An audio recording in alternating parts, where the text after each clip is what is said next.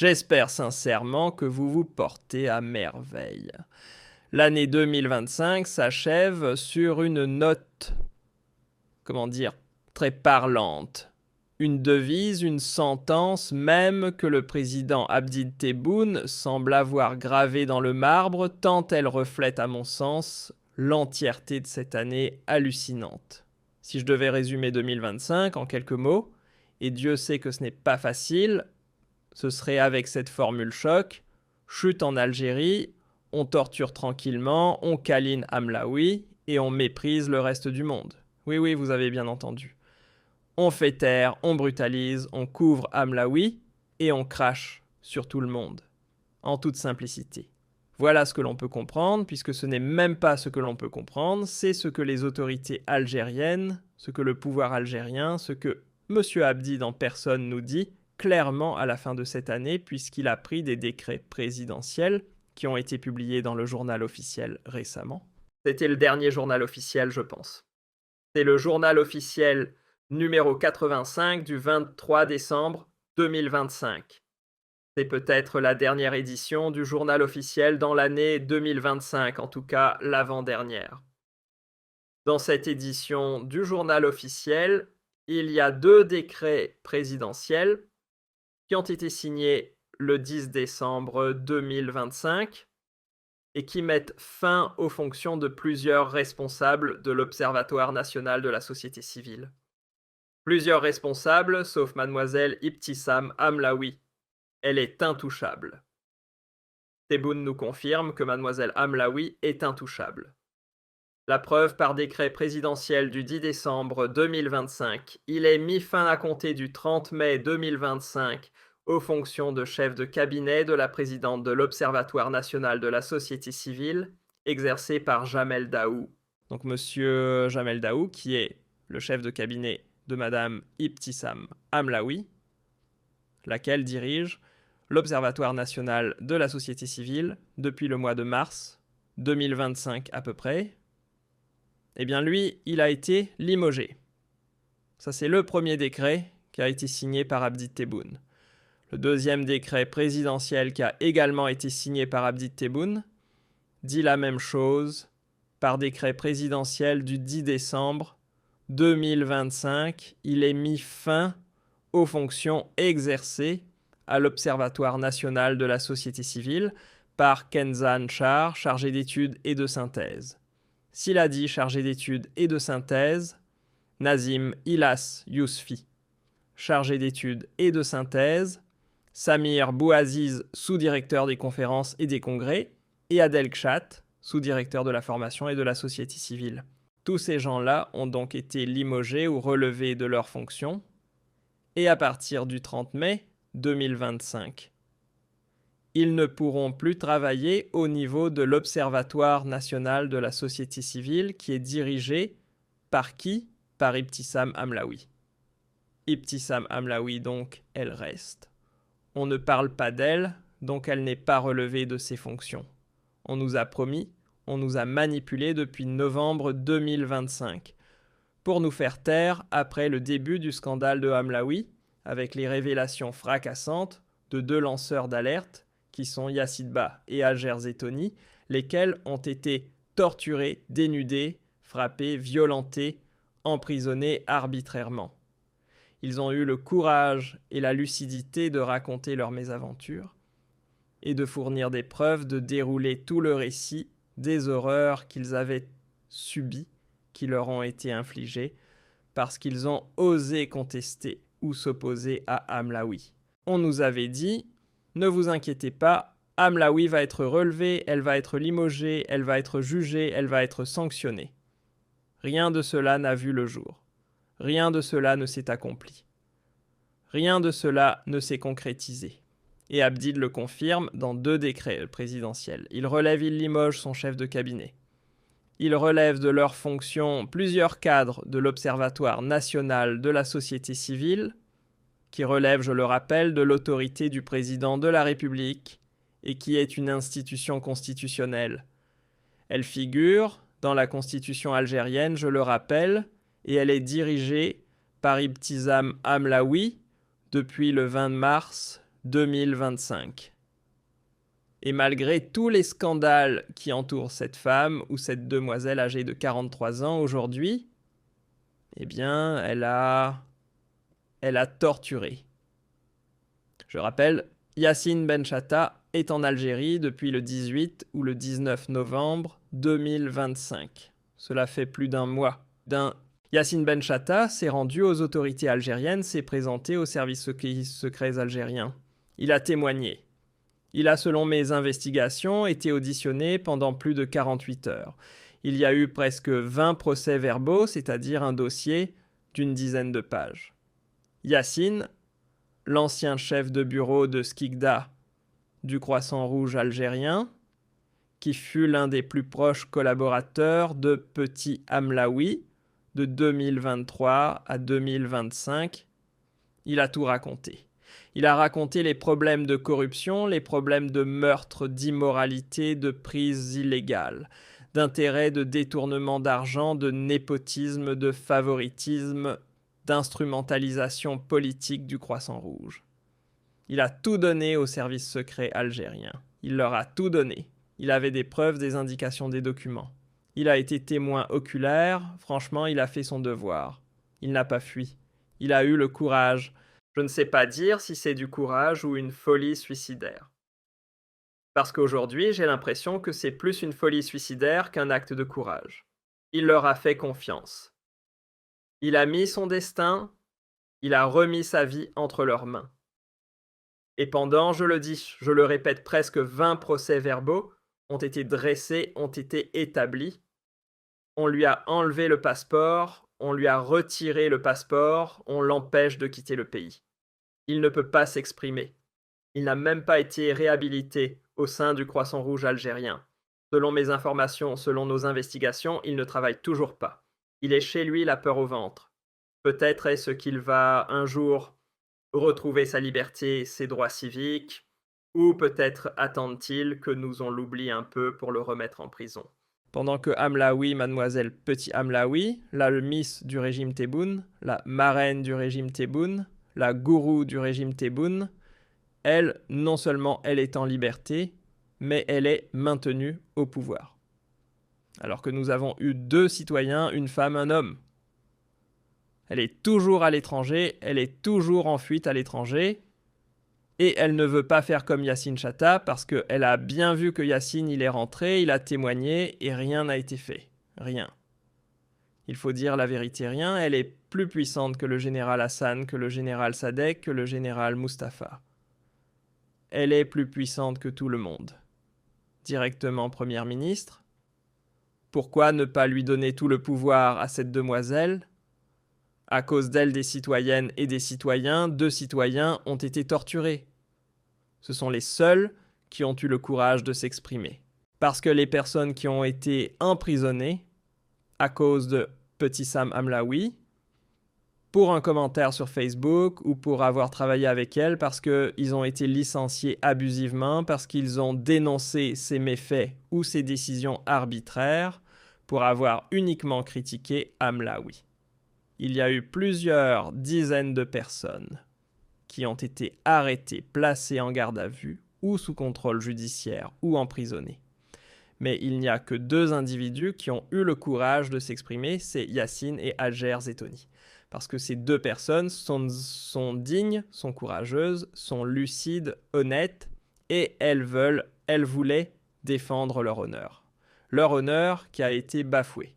Quand on est torturé, dénudé, privé de nourriture, détenu arbitrairement, condamné, arbitrairement emprisonné, arbitrairement battu et violenté au sein même de la prison, comme au sein de la brigade d'investigation de recherche de Rice et contre K, qui se permet de venir au sein de la brigade commander à des hommes qui ne sont même pas des hommes des lâches. Je le dis, les gendarmes de la brigade de Mondrail, vous n'irez jamais au paradis. Mais si vous n'irez pas au paradis un jour ou l'autre, ce que vous avez fait subir à Yacine et à Zettoni, vous le paierez cher. Vous le paierez cher un jour ou l'autre. Vous le paierez cher. L'Algérie, quand elle aura des hommes, ils vous le feront payer. Les tortionnaires ne finiront jamais leur vie heureux ne finiront jamais leur vie libre. Ils ne seront jamais en sécurité. Ils ne seront jamais à l'abri de la colère et de la justice que réclamera un jour ou l'autre le peuple algérien. Ils ne seront jamais longtemps en sécurité et l'impunité ne leur profitera jamais. Qu'on soit très très clair, je suis en colère, je reste lucide. Cette affaire, on ne peut pas être objectif dans cette affaire-là. Quand il y a des cas de torture, d'humiliation, de traitement inhumain, quand on prive une femme et un homme d'eau et de nourriture, et quand on les violente, et quand on les arrête comme des terroristes, et quand on les dénude, et quand on les prend dans des toilettes, on les emmène jusqu'à dans des toilettes pour boire de l'eau fétide, contaminée, polluée. Je suis désolé, il n'y a aucune différence pour moi entre les gendarmes de Mondrail et les forces de l'armée israélienne. Il n'y a aucune différence. Ils sont aussi détestables et aussi méprisables que les forces d'occupation israéliennes. Ces gens-là paieront, je le dis bien, ces gens-là paieront, parce qu'aujourd'hui, Tebboune n'est pas éternel. Bon, il est là, certainement son entourage ne veut pas s'en débarrasser parce qu'elle a réclamé le poste d'ambassadrice. Elle a envie de partir.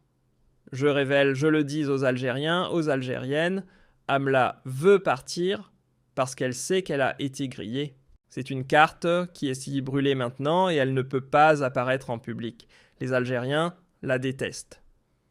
Les Algériens, lorsqu'elle se promène en public, elle peut être lynchée parce qu'elle est à l'origine de tortures, d'actes de torture, de maltraitance qui ont été infligés à 2 pauvres citoyens qui ont fui leur pays, dont l'un s'est rendu aux autorités de son pays et qui est aujourd'hui encore une fois en liberté conditionnelle et surveillée et qui risque, vous allez voir, en 2026, ils vont le remettre en prison. Je vous défie, si nous, les journalistes indépendants basés à l'étranger, si l'on arrête de parler de cette affaire pendant 3 mois ou 2 mois, vous allez retrouver Yassine en prison. Leur objectif est de le faire taire définitivement. Ils ont réussi, ils l'ont neutralisé. Il est en Algérie à Skikda. Ils lui ont enlevé son passeport. Il est complètement neutralisé. Et Hajar Zitouni à l'étranger, je ne sais pas où une femme toute seule, après avoir été torturée, violentée et humiliée. Elle est perdue, abandonnée, privée de famille, privée d'horizon. Donc elle est complètement brisée. Donc leur objectif, si nous on se tait, si certains activistes ou journalistes réfugiés établis à l'étranger se taisent, ils finiront par remettre en prison et par essayer de capturer par tous les moyens possibles Hajar Zitouni. Ils veulent se protéger petite âme. Le régime veut la protéger. Il ne veut pas la limoger. Elle-même, elle ne veut pas rester. Mais il ne peut pas la nommer ambassadrice. S'il la nomme ambassadrice, la rue va se révolter. Une femme de mœurs légères, impliquée dans des affaires de torture, d'instrumentalisation politique, de la justice algérienne, de manipulation et d'influence malsaine sur les services de sécurité. Du jour au lendemain, la nommer à l'étranger, là, la rue risque de se révolter. Donc qu'est-ce qu'ils font? Depuis novembre 2025, ils essayent de nous manipuler. Voilà, on lui demande de disparaître de la scène publique, de ne pas faire d'apparition publique, de ne pas être médiatisée, de ne plus parler, alors qu'elle occupait les devants de la scène médiatique, jour et nuit. Elle avait une équipe de journalistes qu'elle payait. Yassine et Hajar Zitouni ont donné tous les faits vérifiables sur ce sujet pour apparaître dans tous les journaux télévisés. Elle se faisait belle, elle multipliait les salons de coiffure. Et voilà la belle blonde qui apparaît dans tous les journaux télévisés, dans tous les reportages de la télévision algérienne. Mapro Tebboune, c'est le meilleur président du monde. C'est presque un prophète. Elle voulait devenir ministre. Avant ce scandale, elle voulait le ministère de la Solidarité nationale. Ensuite, elle a eu plus d'ambition. Moi, je suis puissante, j'ai de l'influence, je connais tous les membres du cabinet de Tebboune. Je les fréquente, j'ai de l'influence sur eux. Elle ne voulait pas se contenter du ministère de la Solidarité nationale. Elle voulait un poste plus prestigieux comme le ministère de la Santé ou un autre ministère plus important. Ensuite, quand le scandale a éclaté, elle a compris que sa carrière était bousillée en Algérie, qu'elle ne pouvait plus faire d'apparition. C'est ça le problème du régime Tebboune. Il ne peut même pas mettre en avant Tamam Laoui. Tebboune ne peut même pas lui demander d'animer une réunion publique, un meeting ou une conférence, un événement organisé. Elle sera insultée, bombardée parce que ces scandales ont dépassé toutes les limites.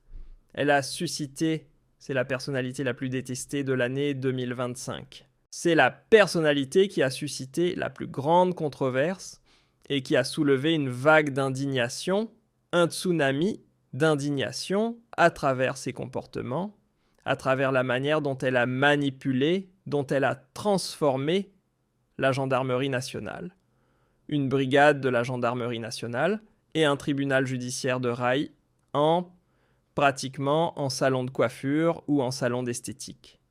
Elle a transformé les gendarmes et les juges en boys à son service.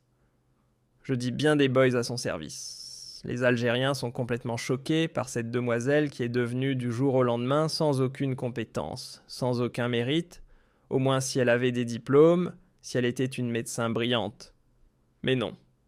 On a tout révélé, documents à l'appui 5 sur 20 avec des notes de 5 sur 20. Elle n'a même pas de diplôme. Elle n'a jamais exercé.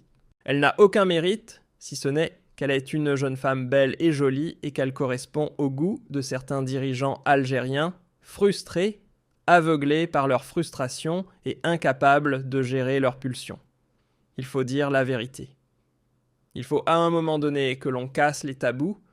Je veux bien ne pas parler de la vie privée des dirigeants algériens. Je suis très respectueux, je suis très pédagogue. Je suis dans la déontologie absolue.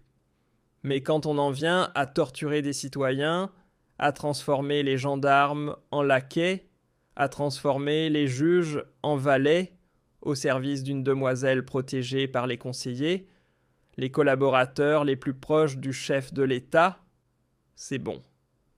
C'est un scandale inouï dans l'histoire de l'Algérie.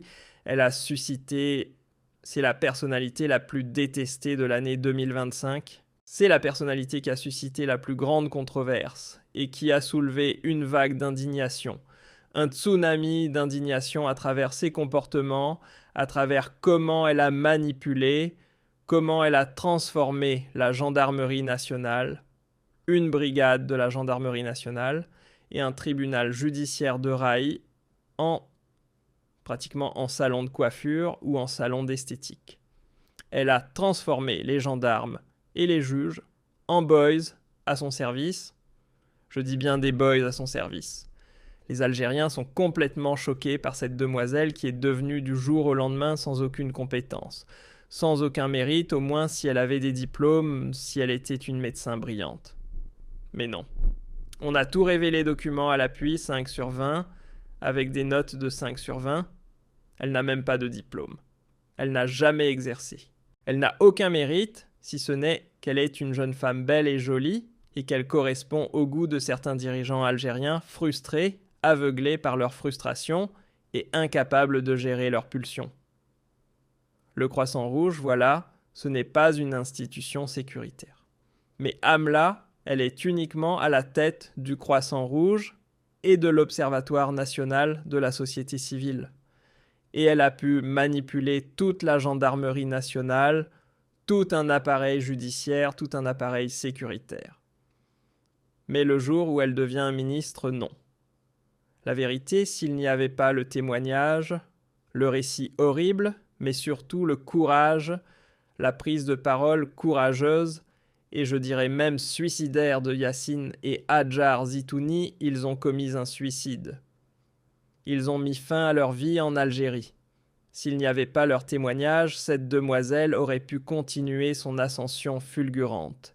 Elle aurait même pu contrôler l'état-major de l'armée. Le système qui veut protéger l'Algérie contre Israël, le Maroc, ils ne sont même pas capables de contrôler leurs pulsions. C'est une honte absolue.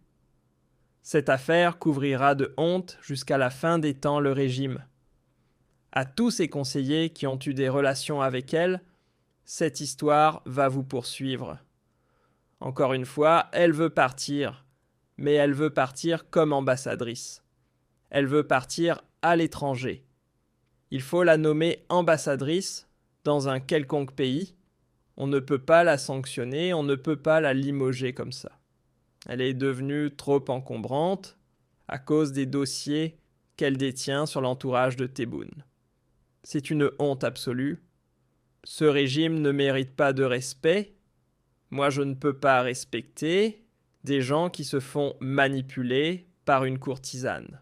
Je ne peux pas respecter ni un président, ni un premier ministre, ni un chef d'état-major, ni un patron des services qui laissent faire des actes de torture. On parle de torture. Yassine et Hajar Zitouni ont été torturés. Yassine est revenu en Algérie.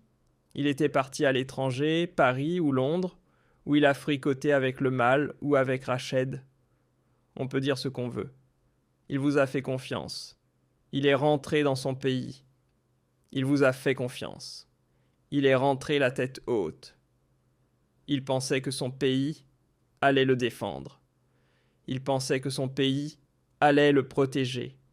Il pensait que la justice de son pays voulait laver son honneur. Il pensait que les services zones secrets, les services de sécurité de son pays, allaient enfin se réveiller, je dis bien, allaient enfin se réveiller pour corriger un mal, un tort et lever la honte qui s'est abattue sur le régime, sur l'État algérien, à travers cette affaire de Petite Âme. Il était très naïf. Il a été très naïf. Et après lui, très peu de personnes seront naïves. Je vous le promets, le régime est en train de perdre toute crédibilité à cause de l'affaire de Hamlaoui. Est-ce qu'il y aura un sursaut? Est-ce qu'il y aura un réveil tardif? Est-ce qu'au début de l'année 2026, tout le monde va se dire « C'est bon, c'est trop immoral. Franchement, c'est trop immoral. Je ne peux pas garder cette responsable. » Il faut absolument moraliser l'État et réhabiliter son honneur. Peut-être que ça arrivera. Mais quand je vois comment la situation est en train d'être gérée, comment ce dossier est en train d'être géré, j'ai malheureusement peu d'espoir.